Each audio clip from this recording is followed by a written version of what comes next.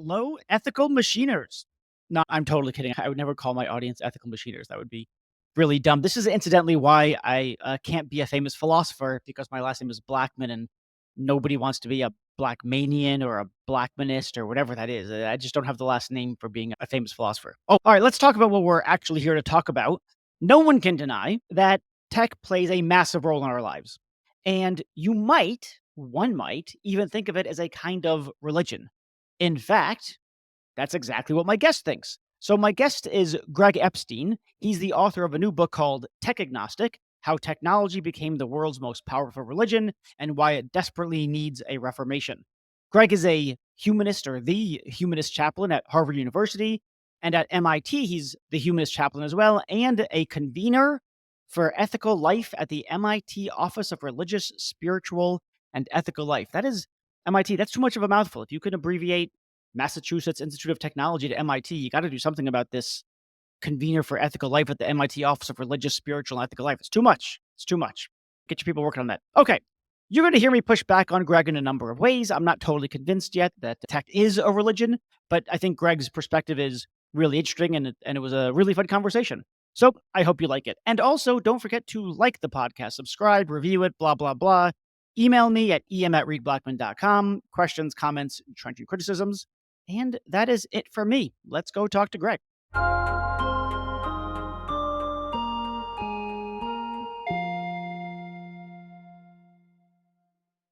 So, Greg, you've got two claims that are very interesting, and they're interrelated. The first one is that tech is a religion. That's already interesting, and I want to hear what you mean by that. And secondly, you think that it's a religion that needs reformation. So I want to hear about that, of course, as well. A, do I have that claim right, or those claims right? And B, if so, all right, tell me what you mean. So, tech as a religion. When I've been working in, I guess you'd say, religious studies all my adult life and career. I have been a chaplain at both Harvard and MIT for about 20 plus years now, a chaplain for the non-religious, that is, humanist chaplain is my title. And when I was invited to join MIT several years ago, 2018, in addition to Harvard, I'd been at Harvard for about 14 years at that point. I had been invited to do that kind of dual affiliation in the past and just figured too busy, one big fancy school is enough. But there was something that really spoke to me in 2018 about the T in MIT. And I realized that I had been through, and I think we had all by that point in 2018 been through something quite historic, a change in the way that we were relating to the tools, the technologies with which we were interacting. And it occurred to me at that point that the word tech is often followed algorithmically even by the word industry, right? The tech industry. But that's a nonsensical phrase because there is no longer, at this point in the 21st century, any industry of any particular significance that isn't a tech industry. And so, what are we even talking about when we talk about tech?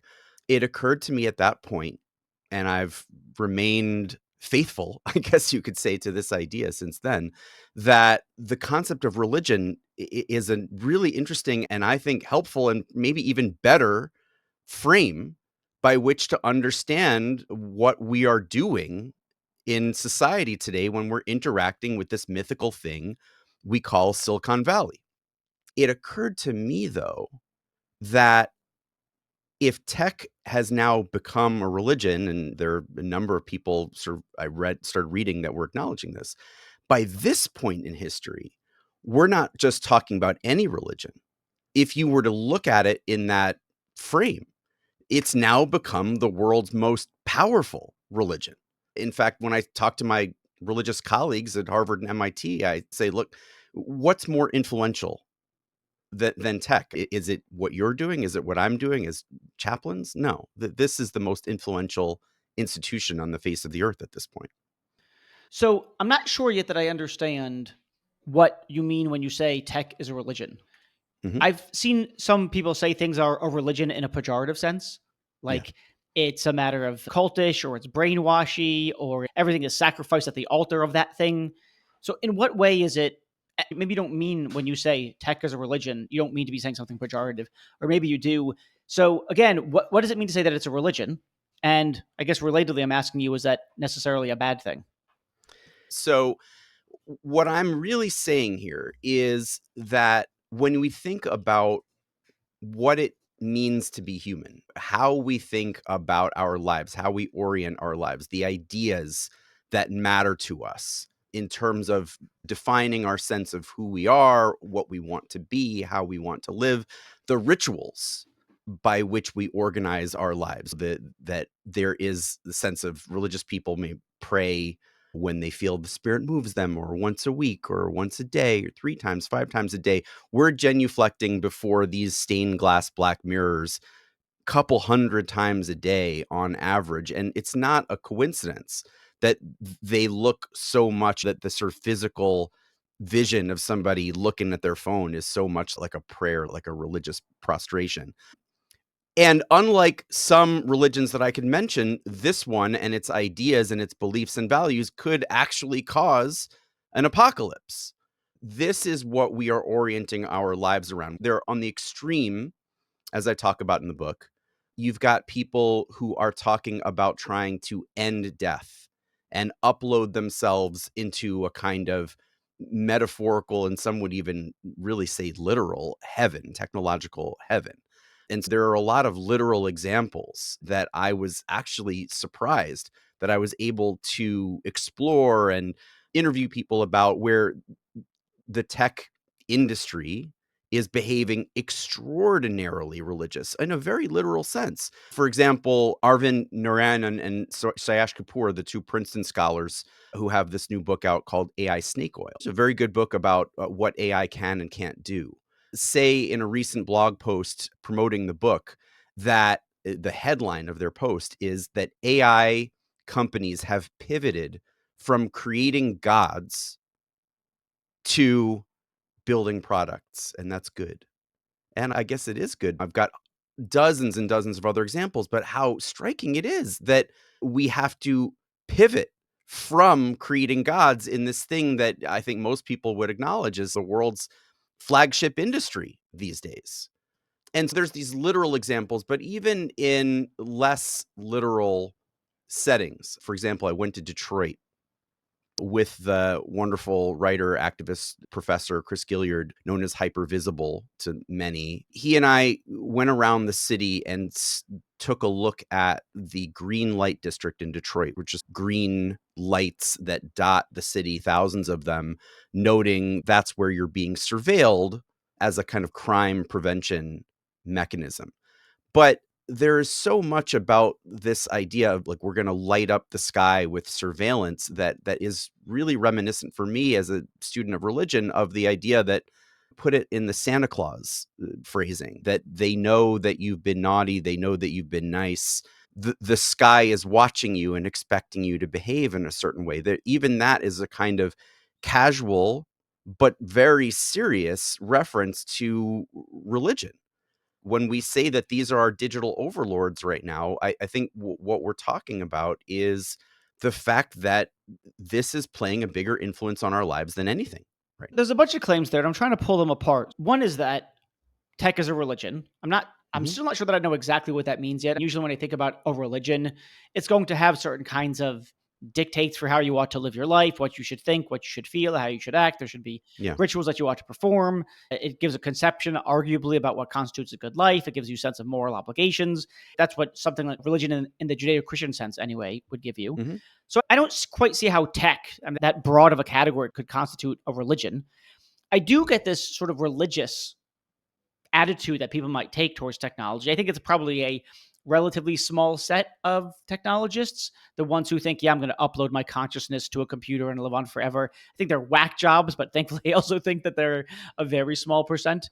So you might think that they have a kind of religious orientation towards it. Or similarly with those people who think we're going to bring about AGI, the new tech overlord who we can serve faithfully or something. I guess I could see some religious attitudes that are manifested. So I get that. And then there's this other claim that it's very influential. Tech is very influential. No one could possibly deny that it's very influential. But of course, lots of things are very influential without amounting to being a religion. Yeah. So, first of all, let's then define religion a little bit here. And it's really interesting because I've been working in, again, religious studies departments or religious programs, etc., my whole adult life, like 30 years now. And it's very difficult to define religion, actually. And What do I you mean? I talk just did to, it. yeah, you'd actually be the first, perhaps, to really define in a one size fits all way what religion actually is. But the thing that I think is really relevant about religion for tech is you're talking about a group of people who the extreme versions, right? The Ray Kurzweil version of this thing that I'm calling tech as religion, and that people like Neil Postman called tech as religion in 1992. Yeah, it can be kooky. I spoke with Kurzweil myself recently, and if that's what we're talking about, then it is the extreme version. Somebody like himself that thinks that we're all going to upload ourselves into the cloud in 10 years. But the thing about religion is it's best known by its extreme examples. But if those were the only examples of what religion was in a traditional sense, then it too wouldn't be all that influential of a phenomenon. You've got billions of people, quite literally, who live fairly religious lives, but are not the extreme versions of religion. They're not the Pope. They're not the Jerry Falwell. They're not the person trying to live some sort of extreme life view. They're deeply under the influence in some way of this thing that we call religion. In tech, you have that too. How is it that my life is structured or dictated by technology? I use email, okay? So I don't think that dictates or structures my life in any meaningful sense. If there were no email, I wouldn't check email, but that seems rather trivial. I've got a phone. I check the weather on my phone. I have a couple of apps, blah, blah, obviously. But it's not like the kind of thing that, I don't know, structures my life or makes my life meaningful or tells me about my obligations or gives me a worldview or anything along those lines. It's interesting to hear that from somebody that your whole life is literally structured, as far as I can tell, around talking about and informing people about and consulting around technology, which I think you do a great job of. No disrespect on that Mediocre at whatsoever. best. The point is that it's interesting to hear you may be, I don't know, underperforming what the capitalist expectations of you are in this modern society for how often you're going to use their tech, how often you're going to orient your behavior around it. But I think for most people right now, there is the sense that, like, in traditional Judaism, you would wake up, orthodoxy I'm talking about. You wake up Sure. and there's a certain set of prayers that you're supposed to say as soon as you're rising out of bed. And Mhm. one of them, by the way, famously, is to thank God, if you're a man, that you're not a woman. There's the waking prayer, the prayer when you're urinating, the prayer when you're eating, when you're drinking, the prayers all throughout the day until you go to sleep. And this is our interaction. I've said, like, the typical person that I know these days, this is their interaction with tech. It's like you wake up in the morning and something fires on, whether it's checking the phone, as I have to resist doing first thing in the morning. And lately, I have to admit that I'm failing at that, failing at resisting it. And then there's hundreds of checks, of pings, of rituals all throughout the day, increasingly like occupying our eyes, our body. We're putting things into our ears. We're wearing things on our wrists. We may have technology inside of us if we've had a certain kind of operation or whatever, but you've got all these smart devices watching your home, watching your car. We are literally surrounded. The satellites are above us. The satellite dishes, which kind of look like crosses and are being placed by certain companies in many of the poorest areas in the world, the kinds of places that would have had literal missionary crosses in previous generations, are beaming up. And the idea is, I think, that the main symbol, if you think of Christianity as having this powerful symbol, the cross, right? The main symbol of this religion that I think we're dialing into so many hundreds of times a day on average is the hockey stick. It's the graph. It's the idea that because we do these things, we are participating in a kind of economic process that is going to lead to historic growth, unabated growth that is going to radically transform not just our economy, right?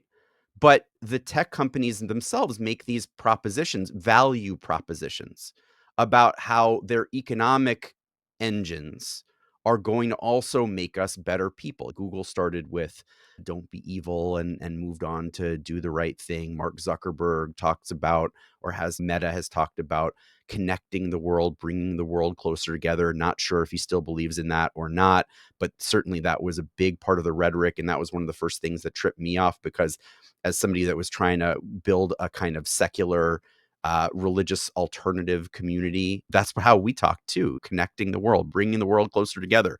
Oops, Zuckerberg already did that for 1 billion or 2 people. Not that he necessarily did it well, but that was certainly a zealous thing that he did that impacted tremendous number of lives. And one could go on. Jack and Elon had this big conversation as Jack was turning over Twitter to Elon Musk, about Elon being the singular solution that he trusts for his mission to extend the light of consciousness around the world and into the stars. People really talk that way Yeah, in I tech mean, that circles. the tech titans want to be gods is no surprise.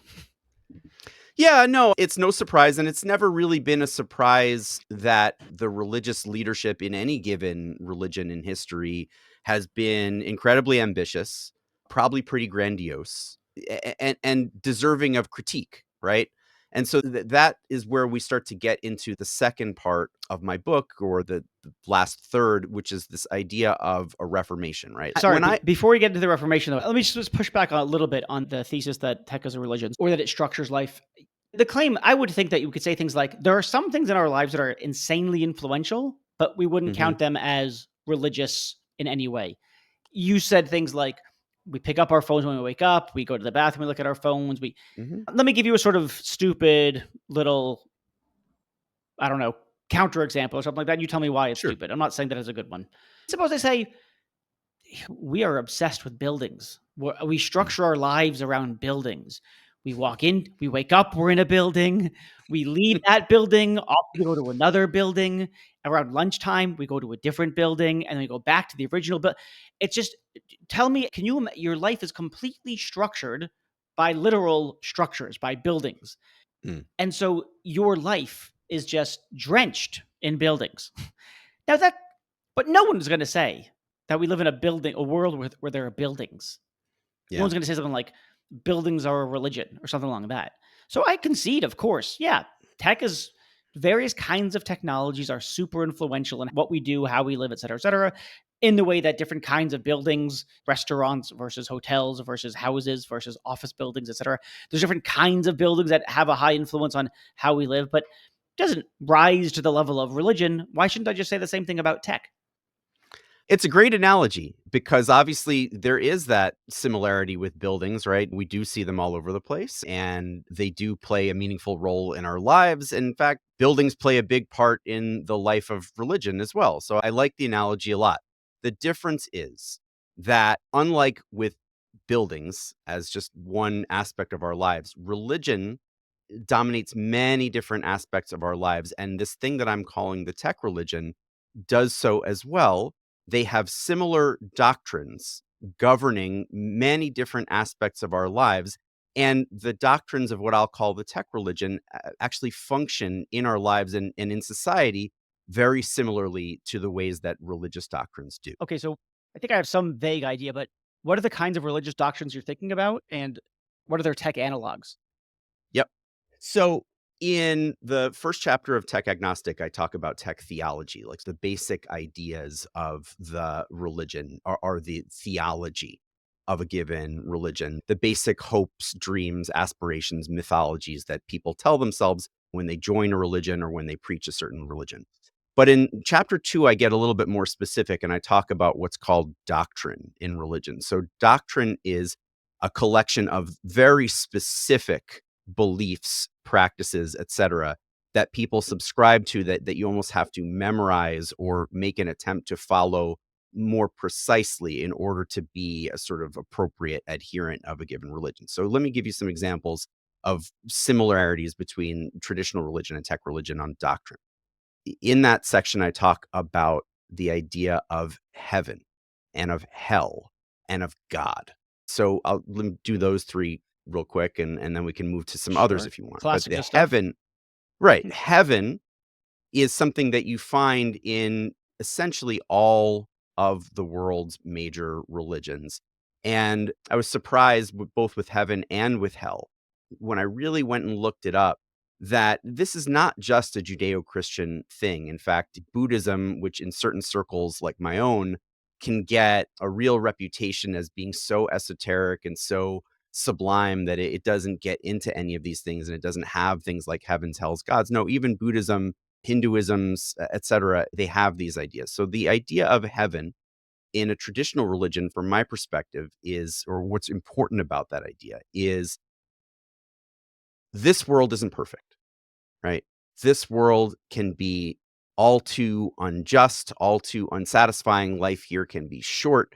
It can be unfair, and it's very anxiety provoking for most people who are alive in some way or another. And traditionally, with religion, the ruler, the religiously sanctioned authority, would say to the masses of people who potentially could overthrow him if they wanted to, or if they really got their mind around doing so. Yes, I get it. This world, this life is not perfect, but look to the future, look to heaven. You're going to love what I've got in store for you at that point. It's everything's going to be perfect.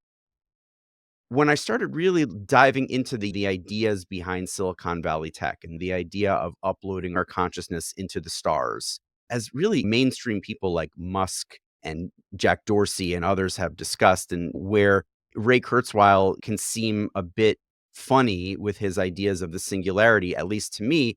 But then it was pointed out to me that Kurzweil was one of the leading figures in developing, say, Google's Gemini, which is something that's interacting with huge numbers of people on a daily basis. And so they're talking about that kind of tech really to distract, I think, from the significance of the unjustness and the potential dangers of the way in which tech is being applied today. We're being asked as a society now to invest trillions of dollars in, for example, AI technologies that are all too hierarchical, still have a lot of danger of reinforcing things like mundane racism and sexism that's not so mundane, that are sucking up the water from drought-ridden cities and municipalities in places like Mexico, that are mining materials that are not so good for us or for the people who are mining them, et cetera. But we're all told that even though there may be damages now, all of this is getting perfected in the distant future. The idea of hell in the tech religion is perhaps best illustrated by this idea of X risk or existential risk, where, for example, if you look at the effective altruist discourse on where we're headed technologically, right? There is this idea that unaligned or runaway or amoral or immoral AI has this 1 in 10 chance of annihilating all of humanity within the coming century. And therefore, we're either told that we have to mobilize an enormous number of resources to get AI or to change something about the way that we're doing AI. And it serves this purpose of emphasizing how important AI is and how if one can gain status and standing as like an AI expert, then you could be the one to help humanity avert hell. And in the meantime, other bigger problems, whether by the effective altruist movement or other fellow travelers, are given much shorter shrift. The idea that we're firing up coal plants now that have either come offline or were scheduled to go offline for climate reasons, but we're firing them up now to do short-term AI to power generative AI, chatbots, etc. Again, if climate were the only consideration there, I don't think that we could justify it. But if there's this potential to either get to AI heaven in the future or avert AI hell in the future, then you can justify it. Say, yeah, we need to pioneer this technology now, even if global climate emissions are going up in the past couple of years, as they've actually amazingly started to do. So what? And then there's the God stuff, right? Which people would say to me, all right, Greg, but religions have gods, right? This thing doesn't actually have a God. But I never realized until the last few years how many people in tech and AI circles really do talk about gods. And yes, the biggest, most cartoonish figures in the AI world are the ones who talk about this sort of thing most frequently. And there is a certain cartoonish quality to what they do. However, part of why society now is being asked to invest trillions of dollars into these technologies is because of that vision that, again, like in traditions where there's a pope or whatever, not everybody's as zealous as that person is, but there's a lot of people who believe in some way, shape, or form that there's a God. And it's very much like that in the tech world. Not everybody is as zealous as a Sam Altman, but there are a lot of people who are working in some way on this idea that there's going to be an uber powerful AI that's going to change or transform our lives. And a lot can be justified with that kind of faith. Okay, so something like in religion, we typically get a picture of what heaven looks like. In some, at least by some tech circles, a picture of heaven looks like something like living in a digital afterlife or something along those lines. That's Hmm. heaven. Hell is existential threat. We're all dead. Okay, and so the tech people say, or some tech people say, they're doomers. It's going to destroy everything. So that's the hell bit.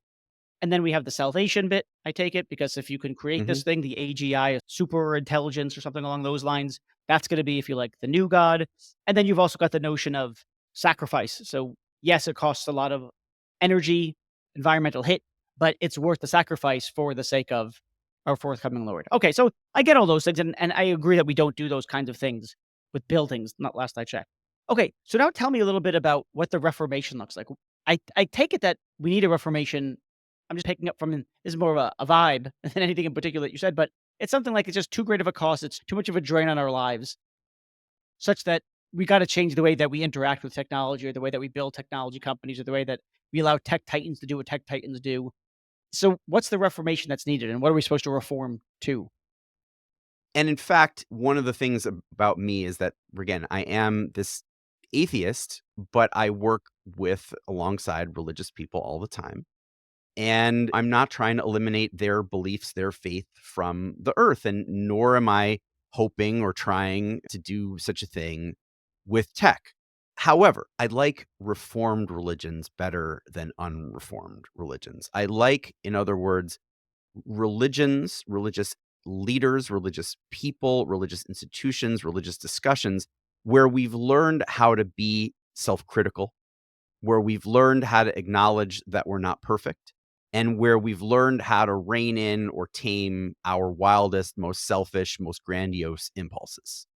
Because there's a huge difference in the religious world between a kind of fundamentalist religion, which typically empowers the most powerful leaders at tremendous expense to run of the mill followers or believers, and often with great hierarchical domination of minorities or of women or whatever, right? But there's a great difference between that and the kind of religion and religious people that I interact with on a daily basis, who are people that they acknowledge, okay, their faith is, say, Christianity or Islam, but that there are other good people from other faith backgrounds who are not less than them, who are not deluded or destructive or whatever just because they have a different belief, and where they can say, yeah, for example, the minister of the big church in the center of Harvard Yard, where I had an office for a decade or so. His name is Matt Potts, and he wrote a book about forgiveness because he acknowledges, like,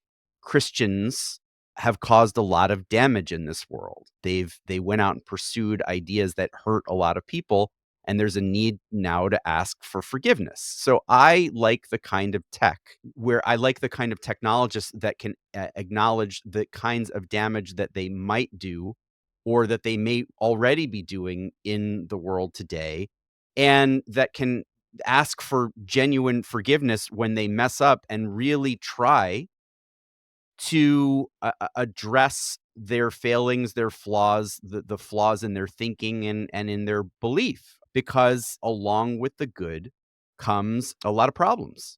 And there is a kind of humility that I think is really necessary in our tech world today, and a willingness to slow down, that there's so much incentive to drive forward and be what certain venture capitalists that I spoke to, a guy named Russ Wilcox, for example, a VC that I interviewed for this chapter 2 on doctrine in my book, who teaches at Harvard Business School, and talked with me about his belief that the best VCs have a kind of messianic zeal, that they see themselves as being saviors, or having a savior complex.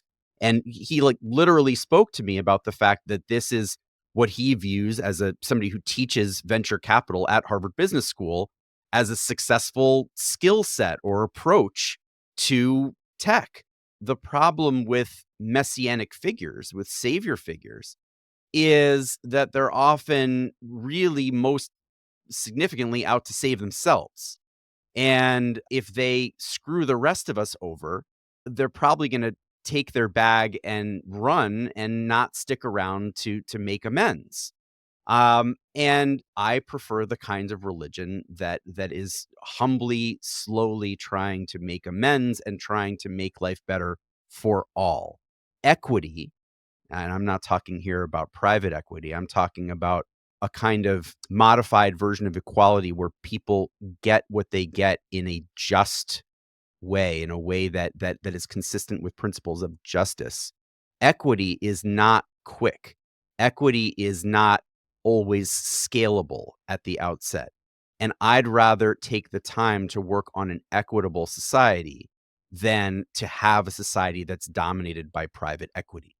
When you say that we want or that we need reform, is it that you want the tech VCs to reform? You want the tech companies to engage in reformative practices? You want average individuals like you and I to engage in certain kind of reformations? What are the thing? Who needs to be doing what in this new reformed version of tech? Yeah. I think it was Frederick Douglass who said that power concedes nothing without a demand. It never has and it never will. And I definitely am hoping that venture capitalists or founders or others along those lines might be listening to this, might be reading what I'm putting out and thinking about it.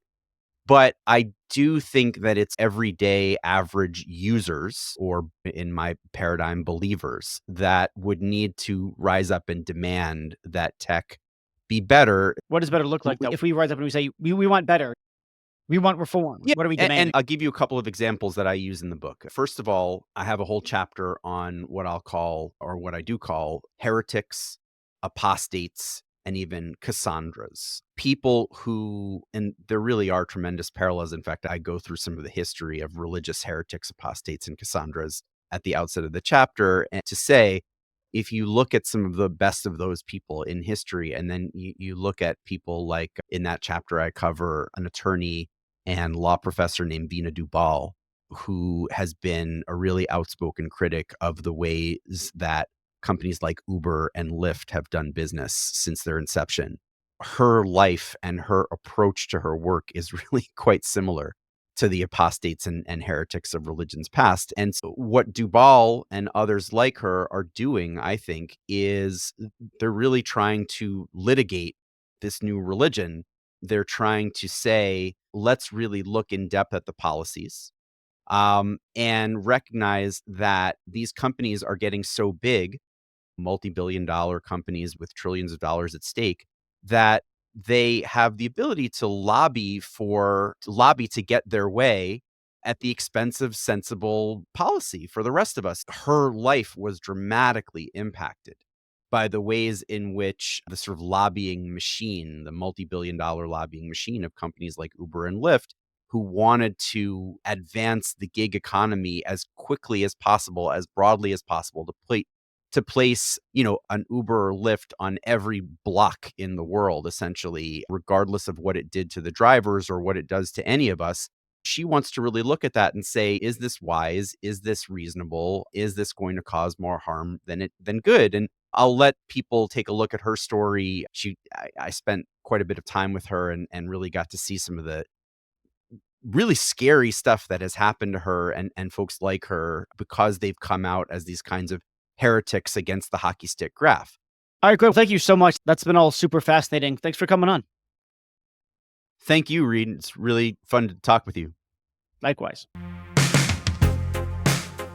Thanks so much, everyone, for listening. And now let me thank the people who have made this podcast possible. So, first of all, we have Delano Alexander. He's been with me since day one. He showed me even how to start recording a podcast in the first place. He does editing stuff. He's been fantastic, and he does really everything I ask him to and more. I've never met anyone else who just says so much. Yeah, I don't know how to do that, but I'll figure it out. What more could you ask for in a producer? Next up, Jennifer Strong, my podcast guru. I don't know what else to call her. She just has advised me on how to design the podcast, how to grow it, and she's responsible for, if you like, this kind of season 2 relaunch and everything around it. So thank you to you, Jennifer. Next up, Meg Marco, responsible for all the excellent artwork. Before I did the artwork, I didn't really know what I was doing. We put it together. It worked well enough, but I think Meg really did a phenomenal job bringing everything together. Garrett Lang, sound engineer that I frankly don't deserve. He's just too good for this podcast. Don't tell him I said that, though. Next up, Benjamin Koltgen. He is a professor of philosophy who has helped me source guests, identify who's interesting, who has things to say, etc., etc. So without him, I wouldn't have anyone to talk to. And then finally, Ashley Wasilenko, who helps with all manner of administrative things, making sure that the podcast guests find their way to the podcast, can schedule the recording, get their bios and headshots, and really just keeping the show on the rails and me organized. Thanks to all of you. Really appreciate all your hard work.